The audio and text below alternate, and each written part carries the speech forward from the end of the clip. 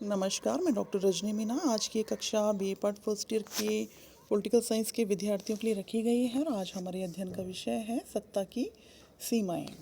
सत्ता के दुरुपयोग को रोकने के लिए और उसके परिचालन पर कुछ प्रतिबंध आवश्यक हैं जिससे वह संवैधानिक कानूनों व राजनीतिक परिस्थितियों के अंतर्गत रहकर ही कार्य कर सके।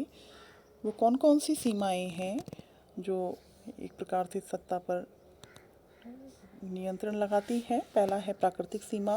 संविधान में मूल अधिकारों का उल्लेख न होने पर किसी भी सत्ता को यह अधिकार प्राप्त नहीं हो जाता कि वह नागरिकों के जीवन, सामान्य स्वतंत्रताओं व सीमित संपत्ति से उन्हें वंचित करे। दूसरा है नैतिक व धार्मिक विश्वास।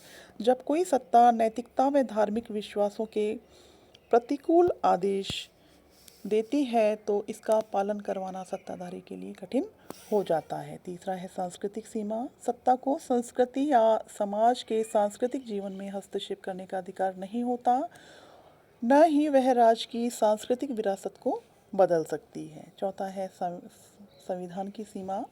संविधान राजसत्ता का अंतिम स्रोत है, इसलिए सर्वोच्च सत्ता के लिए भी संविधान के प्रावधानों का पालन आवश्यक है। इसके अतिरिक्त प्रत्येक व्यवस्था कुशल कार्य संचालन के लिए नियम उपनियम बना लेती है और यह नियम सत्ता की सीमा को निर्धारित करते हैं। नेक्स्ट है आर्थिक सीमा। प्रत्येक राज्य व्यवस्था में धार्मिक संसाधन सीमित होते हैं जो सत्ता को भी सीमित कर देते हैं।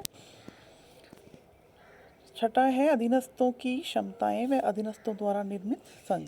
सत्ता अपने आदेशों अधीनस्थों के माध्यम से लागू करती है, अतः अधीनस्थों की क्षमता की सीमाएं सत्ता की सीमा निर्धारित करती हैं।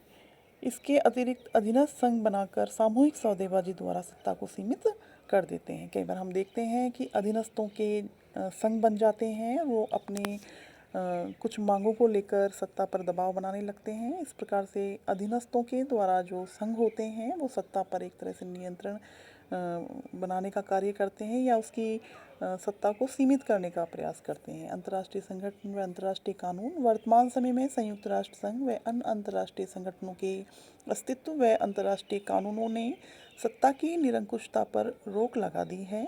राजसत्ता इनका मनमाने ढंग से उल्लंघन नहीं कर सकती है।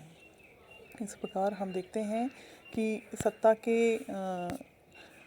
कुछ सीमाएं हैं सत्ता के ऊपर भी, जो जिसके बारे में अभी हमने चर्चा की। प्राकृतिक सीमा, नैतिक एवं धार्मिक विश्वास की सीमा, सांस्कृतिक सीमा, संविधान की सीमा, आर्थिक सीमा, अधीनस्थों की क्षमताएं व अधीनस्थों द्वारा निर्मित संघ, अंतर्राष्ट्रीय संगठन व अंतर्राष्ट्रीय कानून। अब हम सत्ता के कार्यों के बारे में यहाँ पर संक्षिप्त चर्चा करेंगे। सत्ता का महत्व एक साधन तथा सिद्धांत के रूप में होता है जिसके द्वारा कुछ लक्ष्यों को प्राप्त किया जा सके। हर्बर्ट साइमन ने इन कार्यों का निम्न प्रकार से उल्लेख किया है।